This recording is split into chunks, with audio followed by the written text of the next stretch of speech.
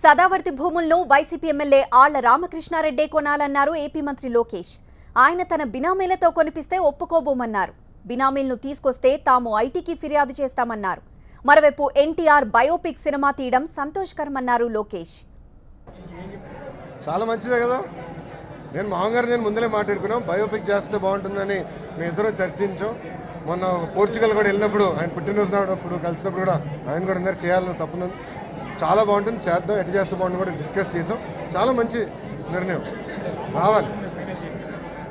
అది ఇంకా నిర్ణయించాలి, అది మా మామగారు నిర్ణయిస్తారు. ఓకే, 100కి 100% సిద్ధంగా ఉంది ప్రభుత్వం. ఆనాడే తెలుగుదేశం పార్టీ చెప్పింది, ప్రభుత్వం చెప్పింది 25% ఎక్కువిచ్చి మీరు కొనుగోలు చేస్తాను చేయండి అని చెప్పింది. ఆనాడు చేయలే. ప్రజల ముందు డ్రామాలు ఆడేదానికి చేస్తున్నారు. వాళ్ళపైన ఇప్పుడు బాధ్యత ఉంది. రామకృష్ణారెడ్డి గారి పైన బాధ్యత ఉంది. ఆయన కొనాలా. మళ్ళీ ఆయన ఏదో బినామీలు పెట్టి కొనిస్తే మేము ఒప్పుకోం. ఆయన కొంటా అన్నారు, కొని తీరాలా. 2 వారాలు గడువు ఇచ్చింది, ఆయన కొని తీరాలా. మళ్ళీ కోర్టుకి ఎందుకు వెళ్ళారండి ఆయన? ఎంత అన్యాయం. కాకపోతే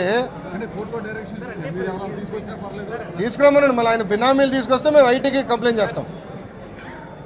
ఆయన ఏమన్నారు, నా దగ్గర ఇంత క్యాష్ చెక్ లేదాడు, వైట్ లేదన్నాడు. వైట్ వాడాడు, వైట్ లేదు అంటే నల్లధనం ఉన్నట్ట. సమాధానం చెప్పాలి. ఇవన్నీ చెప్పి కోర్టు మేము కూడా సీరియస్గా తీసుకుంటాం. 100కి 100% ₹2 ఎక్కువ ఇచ్చాను తప్పనిసరి వాళ్ళకి ఇస్తాం.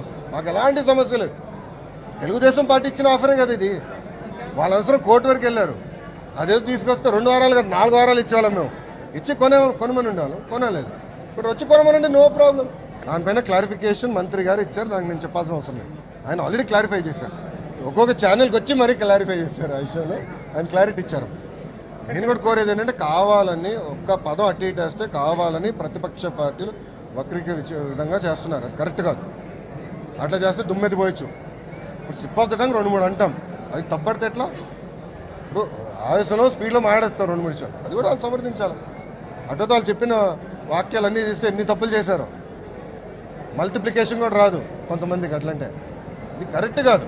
వక్రీకరిస్తే ఎట్లా? అన్నీ కావాలని